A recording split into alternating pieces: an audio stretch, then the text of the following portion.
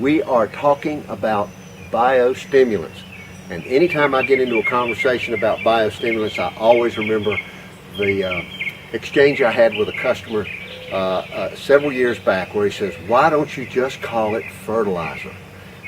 And we don't call it fertilizer because earlier on we emphasized that we are feeding the soil, we're not feeding the plants. And if you wish to achieve success with biostimulants long term in a sustainable way where it gets better every day, then biostimulants with a good natural organic base is really where we begin. And so biostimulation, you're going to get plenty of this in the upcoming session, but there are a few assumptions that are being made. We're assuming that we have gotten to the point where you are creating and cooperating a plan that has begun with these 3 or 4 steps, and the dirt work that we talked about with the root collars, with the aeration and decompaction and the topsoil is basically a preparation for biostimulation. And we're at the point in our economy where a lot of our biostimulants are pre-mixed and either with a video or written instructions are passed on to the customer, and they apply them because applied in small amounts during certain periods of time give better results than my guys coming in with a 200-gallon tank and having to dump everything in the critical root zone at one time. And so smaller amounts over an extended period of time, and this gives you a chance to communicate with your customer, to exchange emails, to remind them, to discuss with them, and to keep up an ongoing narrative that gets you jobs. Let's remember that this is all about getting more jobs, more profit with less risk of failure. And these are the proven aspects of the Cheap to Keep Trees and Landscapes protocol that have been proven to us over and over and over again. It is indisputable how this works. And so pay attention, understand that these tree preservation actions are not done individually in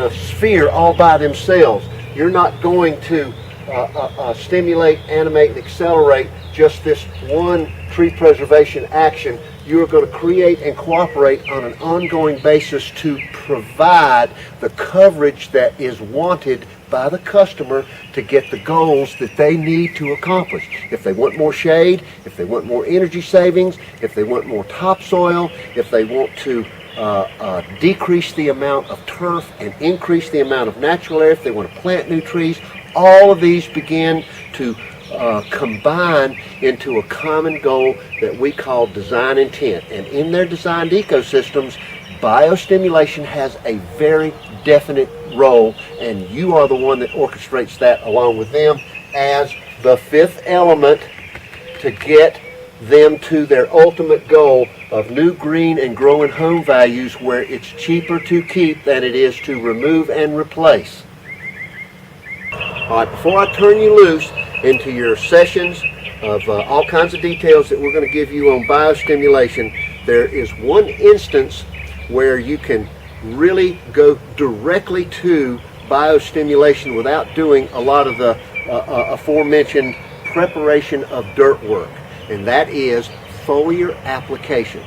Now pay attention, within our instructional series we've got some additives, some amendments that you can put in with a liquid in a poly tank that you can go in. And for example, we have some customers that called us that we've been working with for years, and their bushes started looking and these are big bushes all over the landscape, all different kinds, included some wax myrtles that are as big as trees, and they were being over pruned because they were being overstimulated with nitrogen fertilization. And what we did is said, hold up, don't feed anything else, let's do a foliar application of plant growth regulators and a biostimulant, and lo and behold, they didn't have to prune again for the whole summer.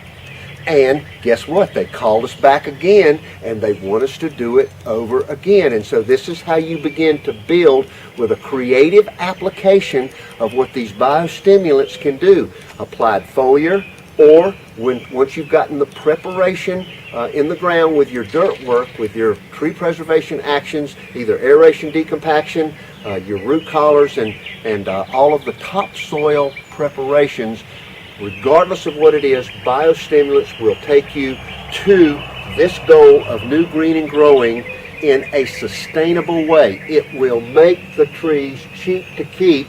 And the great thing about this whole graphic is it leads them right back around to the beginning, and we're still talking about asset protection, and they know this for the first time because guess what? They're doing something all different. Their bushes look better, their trees are greener, and they don't have to spend as much money. That's cheap to keep.